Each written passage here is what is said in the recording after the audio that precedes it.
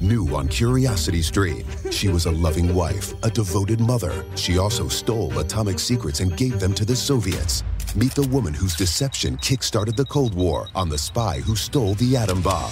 And what if they catch you? Then I shall be shot. They're coming! Come back! relive history's most death-defying escapes. It's Impossible Escapes, Civil War. Watch now on Curiosity Stream. Annual plans are $20, just $1.67 a month. Visit CuriosityStream.com. Hey, all of it, thank you so much for listening to the Men's Room Podcast. And thanks to our pals at the Advocates Law Firm for being great partners. Yes, even you, creepy Kyle. Seriously, though, if you'd been injured as a result of somebody else in your car, on your bike, walking across the street, talk to our friends at the Advocates Law Firm and let them help you out. Yeah, they're the best injury lawyers around, and they want to make sure that you're not taken advantage of. Plus, your first consultation is free. It's simple. You get injured, the advocates get results. Contact them today at advocateslaw.com. What's up? It's your boy, the Ted Smith. Thanks for listening to the Men's Room Daily Podcast. Want more? Check out the greatest podcast in all the land, The Podcast. Be sure to subscribe and listen to a brand new episode every Tuesday night. 99.9 KISW. Your guess is as good as mine. Cut off the categories: the 10 greatest rock guitarists of all time, and the 10 greatest rock bassists of all time. Yeah. We're going to go rock and roll coming up with your guess is as good as mine. In the meantime, it is a random question. Question 206-421-ROCK. Random. Hello, Justin. Welcome to the Men's Room. Ahoy! Hola! Justin, welcome to the program. How are you, brother? I'm doing great. How are you guys? Doing good, man. Okay. Good. Justin, let's go with this one. What band would you say drives you up the wall? When you hear me like, oh God, I hate them. Oh, man, that's a rough one. Any old country. I can't put a particular one on it, but just old country that just whines all the time. At least new country talks about, going out and partying and chicks and beer and... That's a fact. Yeah. It's not about your dead dog or any of that stuff. Nope. No. Yeah. And they tailor to that. Like the song is called like Beer and Boots. Oh, they keep it real simple. You know what I mean? This song is about what the title says. All right. Old school country. That's not bad. That's fair. I mean, just at the state, I hate Poison, but to be fair, now I hate Poison. Desperately hate Every Rose Has Its Thorn, but the only song we play from Poison is Every Rose Has Its Thorn, which makes me like it even less. Mm-hmm. I'd rather spread my hate throughout Poison, like, oh man, I forgot I hate this song too, but instead, like, it all gets channeled into this one song. I think it all just depends on when the song comes out. And then when the song comes out, I typically either like it or I don't. And then as time goes on, like, I remember when John Mellencamp's Jack and Diane came out. Mm-hmm. They played that song all the time. Every station. I mean, it was all over the radio. And I could not stand that song. It was just like sucking on a chili dog. Mm. What the hell is this, right? So, anyway, I just couldn't stand it. Now, I can tolerate it. It's not the worst song in the world, but then, I was like, oh, this is horrible. Sure, but it takes you back to a time and place, right? Exactly. And Every Rose Has Its Thorn does not do that for me. I was in a great place. I mean, look, I was strung out on drugs and all this, but I was loving life at the time the song came out. Mm-hmm. Even when I hear it, it doesn't take me back there. It takes me to this dark place full of hate. And I'm like, wow, boy, you're pretty much the only band. Like I said, I sat through that Time Life infomercial, right? They played 1,000 songs that I thought I hated. Because like I said, it's love ballads. I'm like, oh, God, man, I got sucked into that goddamn thing. Sure. Not so bad. But they did play Every Rose Has Its Thorn. Nothing but hate. Sometimes, too, a song, like, even songs you like, they get so popular that you just hear them so much that, like, you kind of hate them for a couple of years. Well, sure. Then you come back and you're like, not only did you get sick of them, people, like, ruined it for you. Yeah. Well, there's a 50-year-old guy, and his name is Jason Harvey, and he lives in Romford, England. And he's had a song in his heart, even if it didn't sound very good when it came out of his mouth. Jason loved to fire up his homemade karaoke machine and sing ABBA songs all night long on Saturday nights. Oh. It was so bad. How many noise complaints did Jason Harvey get for singing ABBA songs on a Saturday night? Now he keeps doing it, so it's more than one complaint. 50. More. 100. More. 200. 150. One of his neighbors told reporters, quote, "It's been a frickin' nightmare. I dreaded Saturday nights. It was so loud, and his singing is absolutely terrible." Besides ABBA, cops also received specific complaints about Jason's renditions of Songs of Swing by Dire Straits, Blue Monday by New Order. Not sure if I know that one. Islands in the Stream by Kenny Rogers and Dolly Parton. Even if you sing that well, it sucks. Jason was in court this week. He was fined $3,800. Little known fact, Islands in the Stream from Kenny Rogers and Dolly Parton, actually a Bee Gees song, in case you were wondering. It was originally, and I know this because when that song came out, my mother purchased this on 45 and played this thing on repeat. She played that song all the time. Anita Baker, she put out the album Rapture. I can appreciate it now. As an adult, I can reflect on this and say it's actually a pretty stellar album. My mother played that thing. Sure, to the point I thought my dad was going to divorce her. Like, sir, you cannot play this again, can you? You know what makes and me, yes, she can. You know what makes me cringe? I just can't stand, I think, anymore as time goes by. No, as far as bands go. Sorry, Ted. Simon and Garfunkel. What? I don't know. Like, why would I hate Simon and Garfunkel? Just looking at it here, I'm like, this whiny crap, man. I just can't. It is whiny crap, but they excelled at whininess. Like, I know, but I can't if stand any band had to be whiny, it's going to be them, right? My problem with Simon and Garfunkel, ever since childhood, was that there was a man who went by Garfunkel. I know it's petty. I just don't like him because it's such a stupid name to me. See, I like him. Really? I'm sick of that damn Paul Simon, though. I got sick of him quick. I in the last year, I've just taken a stance of cheering for the second half of bands. Okay. Right? So like, Mustache from Hall & Oates. Right. Like, I'm a Garfunkel guy. I'm trying to think, what are the other ones? Yeah, Peaches and Herb. Would you go Peaches or Herb? Herb. Okay. All right. Oh, because he doesn't get top billing. Yeah. Okay. Hootie and the Blowfish? Yeah, the Blowfish. Hootie's my least favorite part of that band. There's another one I'm trying. Oh, yeah. Fleetwood Mac. I'm a Mac guy. Oh. Not a big Fleetwood guy. I'm not dealing with Fleetwood. Yeah. Not sure there was a Mac in Fleetwood Mac, was there? I mean, there was Mick. Yeah, it was Mick Fleetwood. But to me, that'd be like naming the show Stev. And your name's Steve? So close. Yeah, my name's Mick Fleetwood. The band is Fleetwood Mac. I mean, it doesn't come up often, but I can't stand Barbra Streisand's music. I hate Barbra Streisand, man. Her music is so bad. But I don't know how she's so successful. This is the genre of Simon and Garfunkel. Think about this. But she released an album, and it's even called something like Barbra Streisand and Friends Sing Broadway Hits. And somehow, which to me, I can't think of anything I want to hear less than that. It was one of her top selling albums. Her album albums. should be called, like, Pampered. Yeah. I don't think Simon and Garfunkel were as whiny as her. Barbra Streisand, A Day at the Spa. And Barbra Streisand goes to Macy's. I keep wanting to call him Pete Simon, but that's not his name. Pete Simon? Paul Simon. You know what? But if you're going to support Garfunkel, call him that. Yeah. I like you, Art. I don't like that Pete Simon guy. Suck it, Pete. Pete Simon. Come on, Art. We're going to get the cars worked on. Hello, Jared. Welcome to the men's room. Greetings, gentlemen. Hola. Jared, welcome to the program. Random question. How you doing, man? I'm pretty good. How about you guys? Doing good. Jared, let's go with this one. You've been to Las Vegas, right? No, actually. You've never been to Las Vegas? Airport count? What's that, the airport in Las Vegas? Yes. No, I'll save that one from somebody else. By the way, real quick, Ted, somebody points out Captain and Tennille. Now, the thing you have to remember about Captain and Tennille got all the credit. Captain got top billing, but he just played piano and looked drunk and sad. I mean, look, this started, like, again, this year, it started with Simon and Garfunkel. And I was just like, the hell with Simon. I like Garfunkel. But then there's another massive band like that. And they asked me about it. I was like, yeah, I'm just there for the second half. Okay. I'm here for the underdog. All right, let's go with this one. Have you ever used or have you ever heard a decent or not so bad pickup line?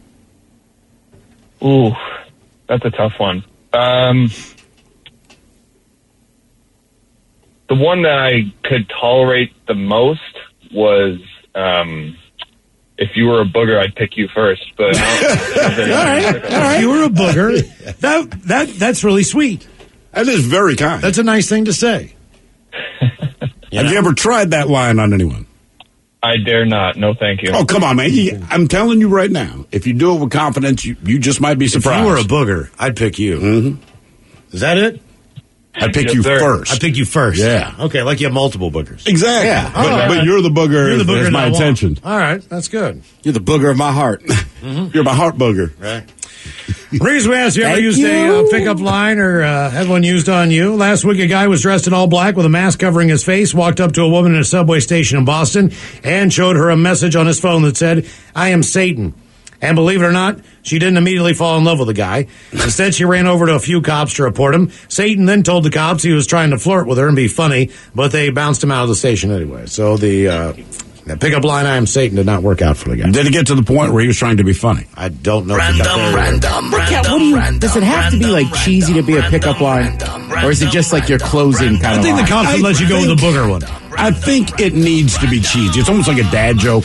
Yeah. If you call it a pickup line, even before you tell us, the assumption is that it's going to make us grow, right? All right. And you think to yourself, I would never say that until you get drunk and then try it, right?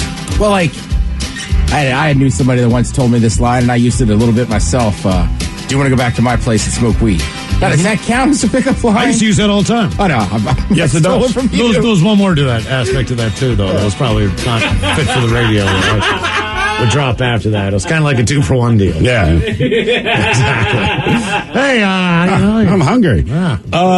Ted, questions coming for you. All right. Brooks and Dunn. Done. All right. Someone else says, screw Starsky, I'm all Hutch. Yep. And then who do you pick out of Garfunkel and Oates? They form a group. Yes, How Mike. about, I got one. How about Salt and Pepper? Oh, I always preferred Peppa. me too. Yeah, I think that one you already had. Punch or John. His name's Larry Wilcox. Okay. He's a person. He's really not just a character you watch on TV. Man, so Garfunkel now is with Oates. Oates, yeah. It's Garfunkel and Oates. I think you got to go. Well, no, There's a band called Go Oates. Go Oates, because for the second time in 2 bands, Oates still Second. second. Yeah. He's never finishing first. Yeah. It's like me in a Halloween costume. So close. Hello, Drevick. Welcome to the men's room. Hola. Hola. Drevick, tell me you can answer this question. I hope so. I was hoping I got the last one. I had something good for that. What's that? On you ever The pickup line. what was your pickup line? My buddy was at the bar one time, and he looked at this married couple and was like, "Can I buy you and your brother a drink?" It's funny to me. Okay. Let's go with this one. What I like this pickup line. Someone say, "Are you my little toe? Because I want to bang you on my coffee table." Did you just fart? Because, baby, you blew me away. And then this one is so subtle. Which one of you bitches wants to get some stank on my hang low? Okay, let's go with this random question. What happened in Vegas? You've been to Vegas, right? Tell me you've been to Vegas. I have, but I was 11. Oh, my God. Jesus, What man. were you doing in What happened, Vegas though? as 11-year-old? Sitting alone in a room. Yeah, what do you do as 11-year-old in Vegas? I watched a dude at a swap meet get shot with a pellet gun, like a high-powered pellet gun, and then my dad bought the pellet gun for me. Oh, damn. You're kidding me. That's how they tested it out?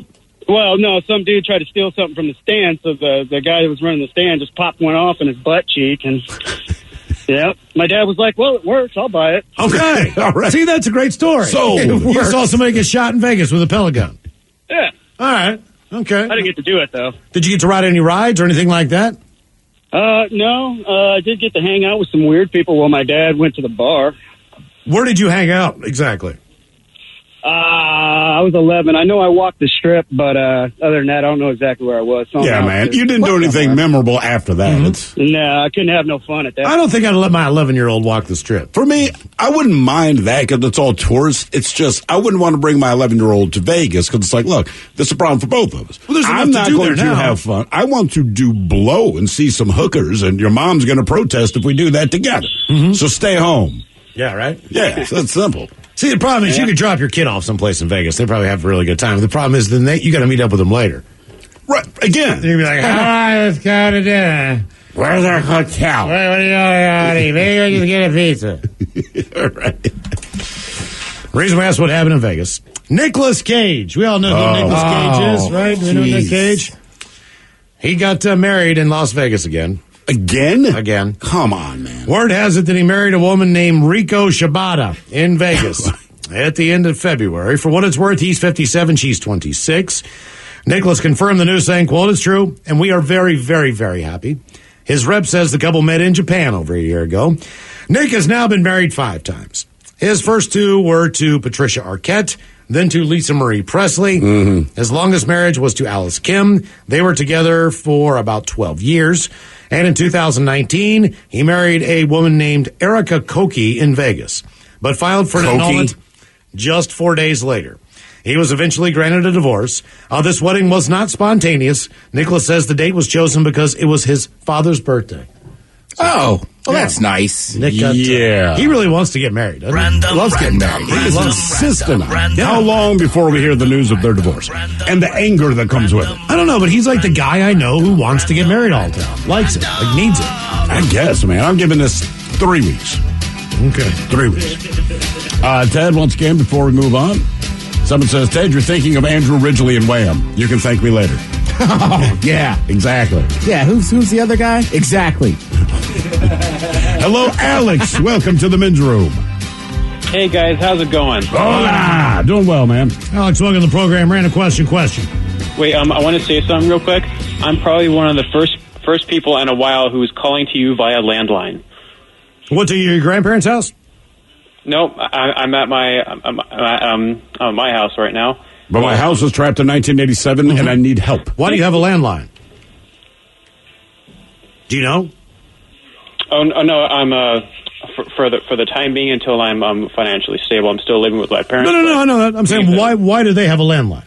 I'm just curious. Because they're old. You just had it and never really bothered to get rid of it. I like that. Yeah, I actually do like that because I will remember your phone number. If you have a cell phone number, I will never remember it. If you have a home number, there is a chance that I'll remember it. Okay, since you said that, I'm going to ask you this question. What is the most useless thing you voluntarily spent or spend money on? Oh, man. Easily hockey cards. Old, vintage, or new hockey cards. I meant vintage anything you can find to market. But if I'm buying new hockey cards, is there a large group of people out there? I mean, other than baseball cards or playing games like Magic and all that, I don't hear of a lot of cards that are worth much. Certainly not in sports. There's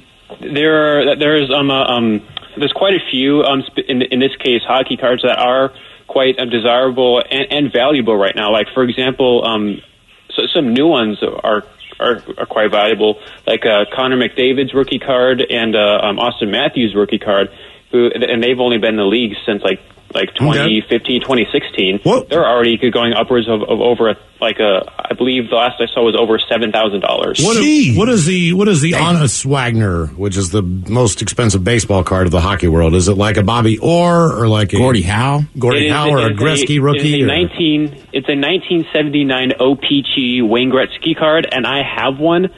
But however, I do not know if it is completely authentic. But I would like to get it graded sometime. The only issue is it's quite expensive to do that. And what is it worth if it is authentic?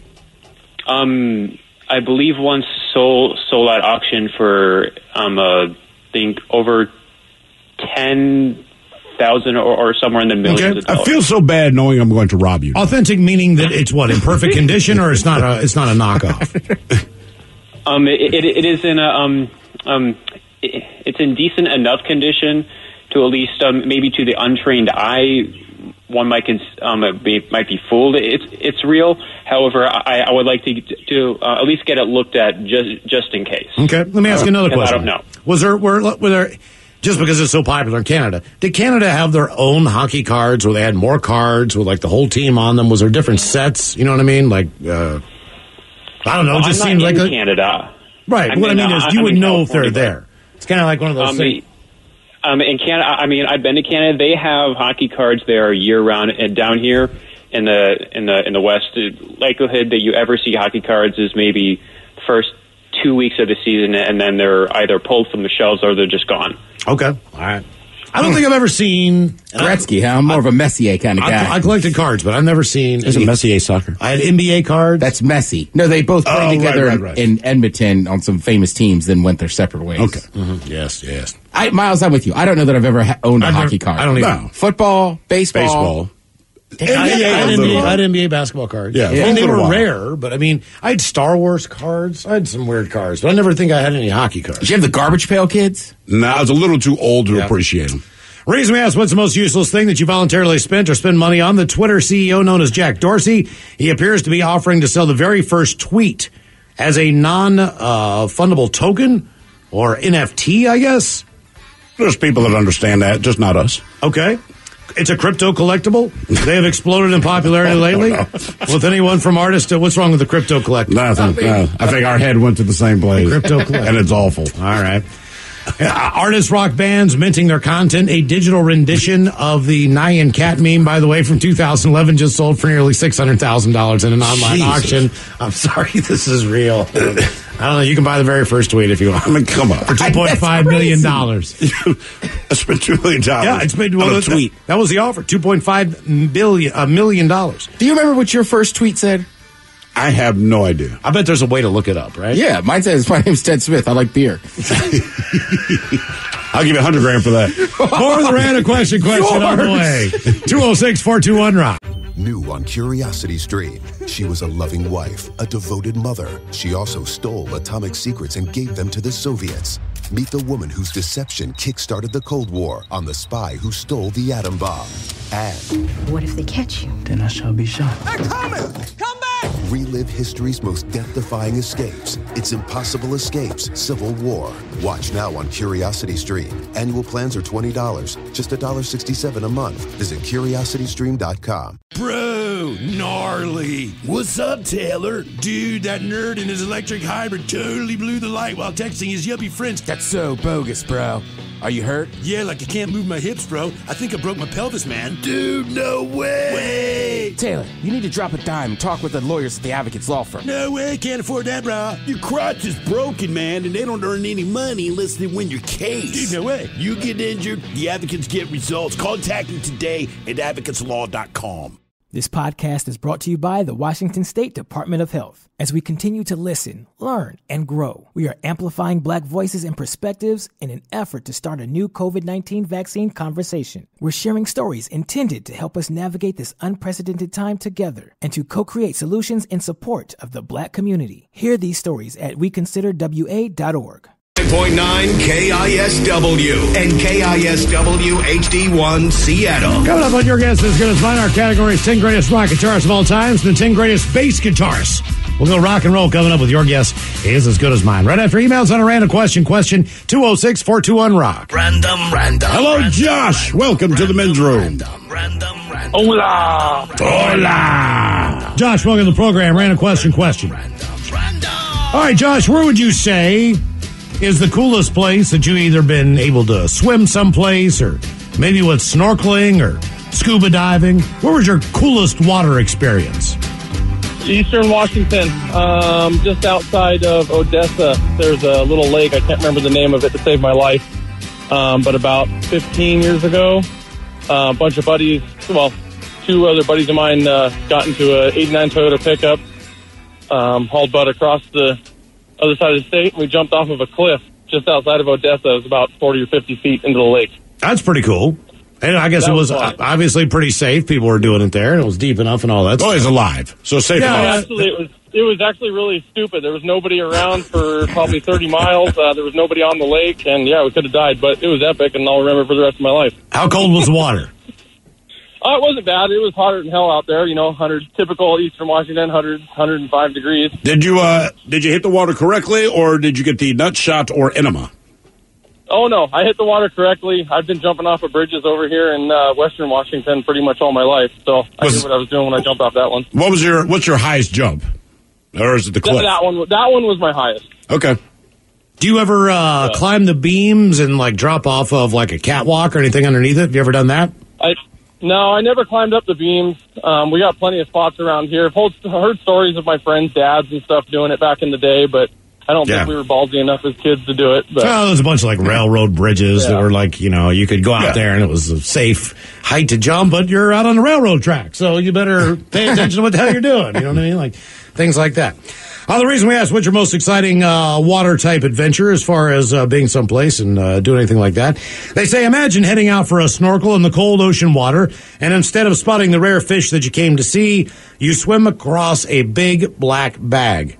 A snorkeler in the Florida Keys uncovered 68 pounds of cocaine this week floating in the water near Craig Key. According to the Monroe County Sheriff's Office, the drugs were baled inside a black bag and wrapped in tape. The bale contained 25 bricks of cocaine with an estimated $1.5 million street value.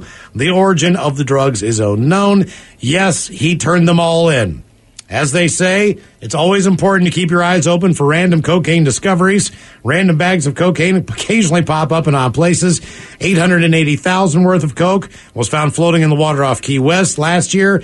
Or there was the $600,000 worth of coke discovered by a family in South Carolina. They were out walking the beach. Or the fisherman who reeled in the $1 million worth of coke in the Palmetto State. Or when bricks of cocaine washed ashore after a hurricane. They are out there. It's the only redeeming quality about Florida to me. Because, again, if you're a cop in Florida, you will not hear from me. I will say this as far as being out on the water and a one-time adventure. This is not my experience. It's just a video I saw earlier today. Now, in the last couple of years, I've seen 2 or 3 videos where someone's on a boat, whether it's a large boat or a fishing boat, but a seal just hauls ass and jumps onto the deck of the boat. Oh, yeah. Because there's a killer whale after it, right?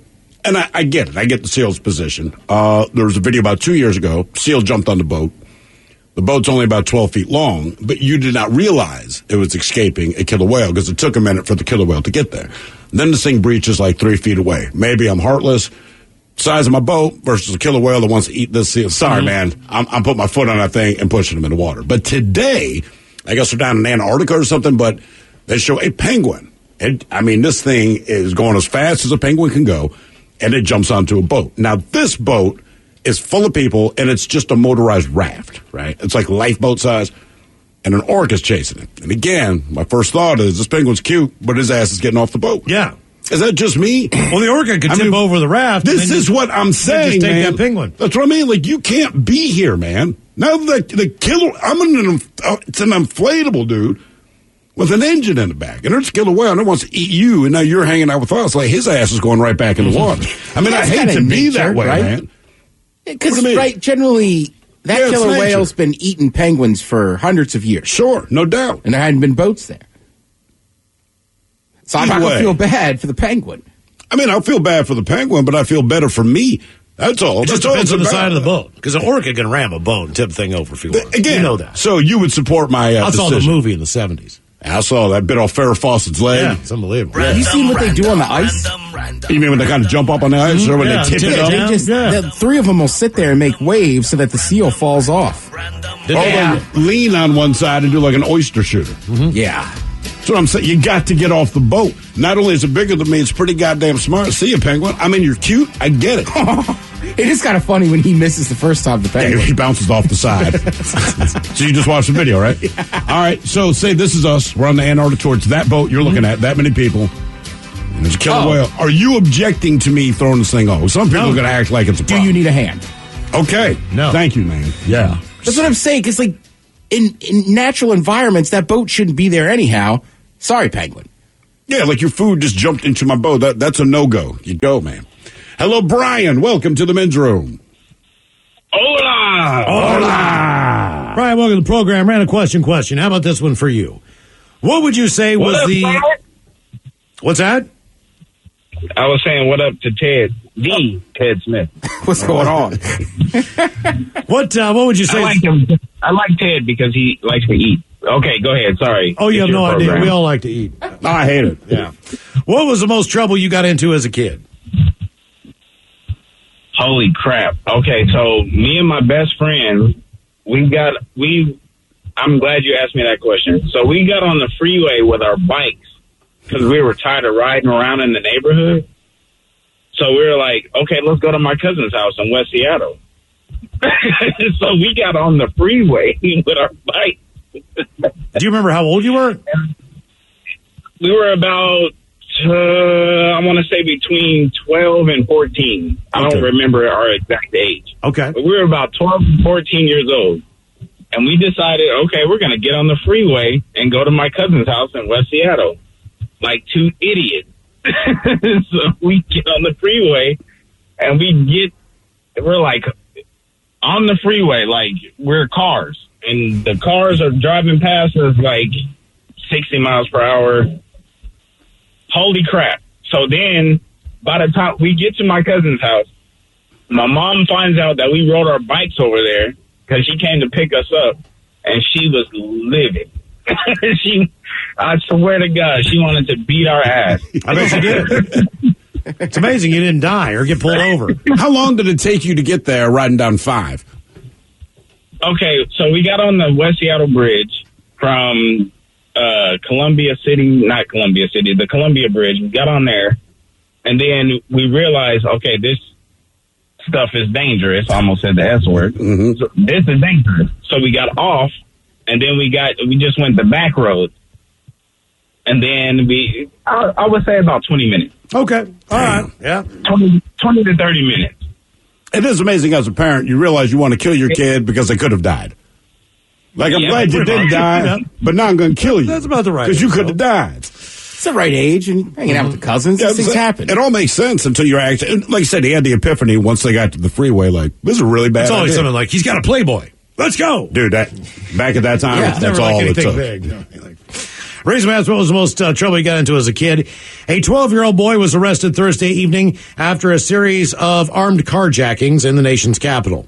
All 4 of the incidents happened in the span of 1 hour, according to the Metropolitan Police Department. 12. The boy was arrested by the police in the same day and charged with not 1, not 2, not 3, but 4 counts of armed carjacking.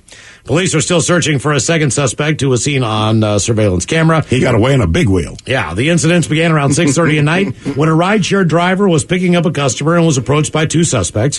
One of the suspects pointed a gun at him from the driver's side door, ordered him to get out, according to the incident. The other suspect grabbed the victim's phone. About 45 minutes later, the suspect approached another rideshare driver, according to an incident report. One suspect opened the front passenger door and waved a handgun at the driver, demanding his car keys. Driver managed to drive away, and the suspects once again fled the scene. Then at 7:20, the 2 men approached a man who was walking toward his car again. One suspect pointed a handgun at the man, demanded the car keys. The other suspect pulled out a bag from the car, took a laptop before the pair fled the scene. And then less than 10 minutes after the third carjacking, the suspect approached a woman who was sitting in her car. One suspect opened the driver's side of the car, pointed a handgun at the woman, ordered her to get out of the car. Woman said she was unable to understand due to a language barrier. Incident report said a suspect then motioned to the woman to exit the car. Suspects then drove away in her car, which was eventually recovered. But that was all done by a 12-year-old.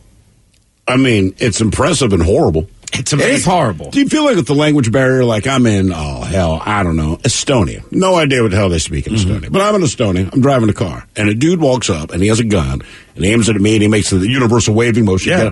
I feel like I know what he's saying. Mm-hmm. You don't go, me no. Wait. I'm sorry, slow down. I only speaking to my Google Translate. You speak English? Oh, you say get the F out of the car? That's really good English. Anyhow. Hello, Chris. Welcome to the men's room. Hola. Hola. Chris, welcome to the program. Random question. All right, let's see what we got here for you, Chris. By the way, this is Goger calling. This is what? Goger. Remember I crapped myself at the yoga? Oh, yeah. All right. Okay, yeah. Oh, now you've accepted your nickname. I see. Okay. See, you didn't know you had the nickname when you called him before. Now you know, so you're like, I'm Goger. Let's go with the other orifice. Who do you know that swallowed what? Who or what swallowed what? It could be anything. Oh, man, that's hard. That's probably one of my buddies. We were out fishing one night, and early morning starts hitting, and he picked some berries off of a bush, and he swore up and down they were salmon berries. And he popped a couple of them in his mouth, and he ended up going into anaphylactic shock and falling in the river. What was up with the berries? I don't know. I guess they were poisonous berries or something like that. They're not the berries that he thought they were. I guess not. No, they weren't. He popped a few of them, fell in the river, and I dove in after him, and I got him up on the rocks, called 911, and they had to send the Snohomish County Sheriff and a boat crew up the river. Wow. Damn. Wow. I'm glad I don't like berries.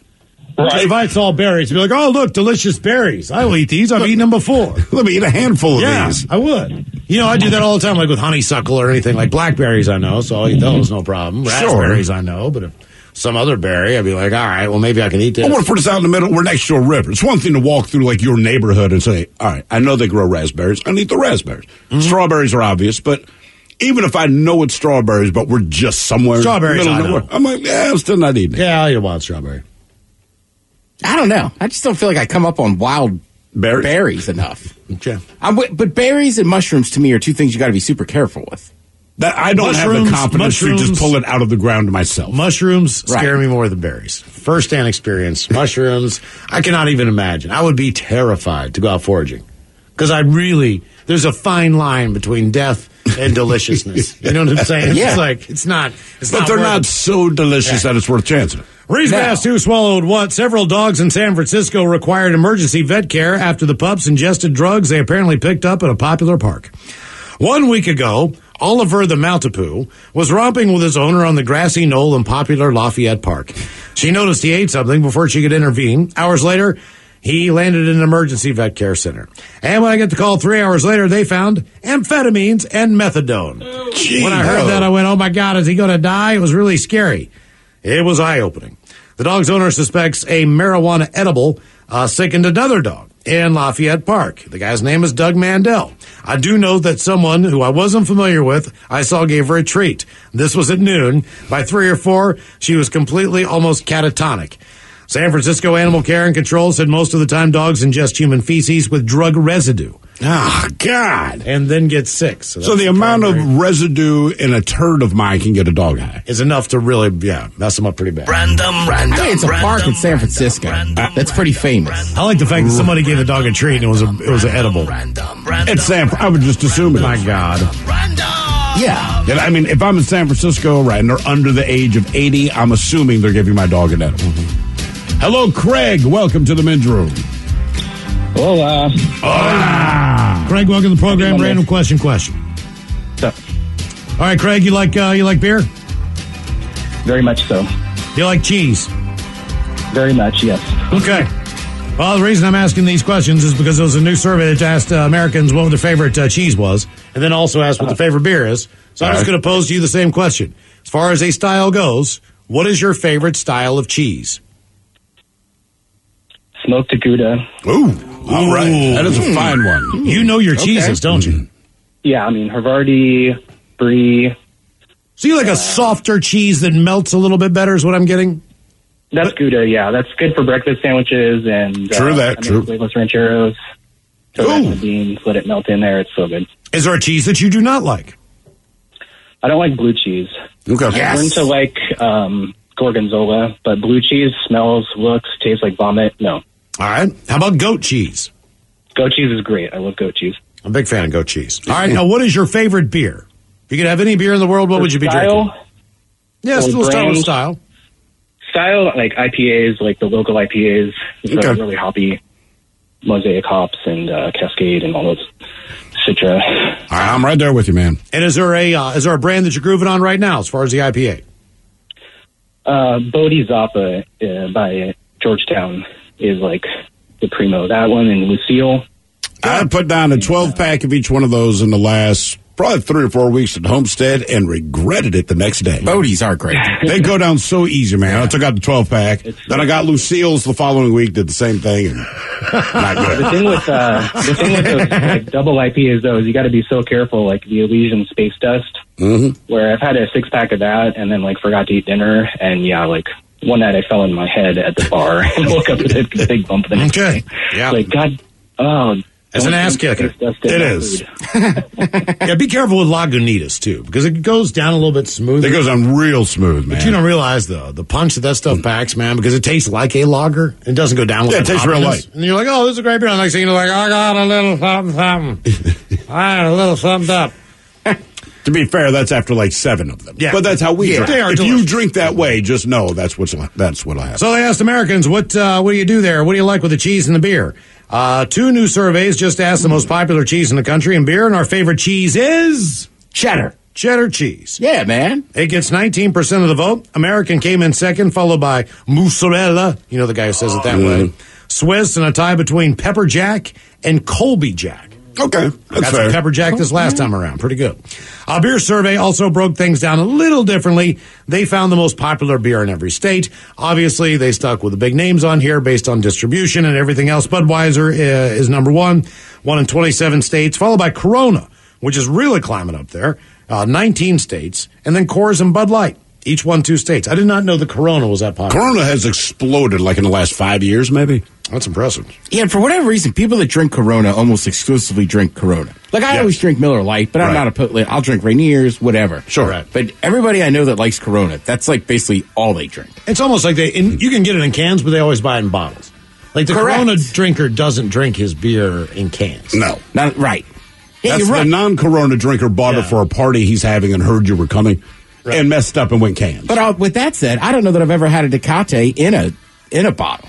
A Tecate? I've only had it in cans. You know what? Outside of Mexico, I have not.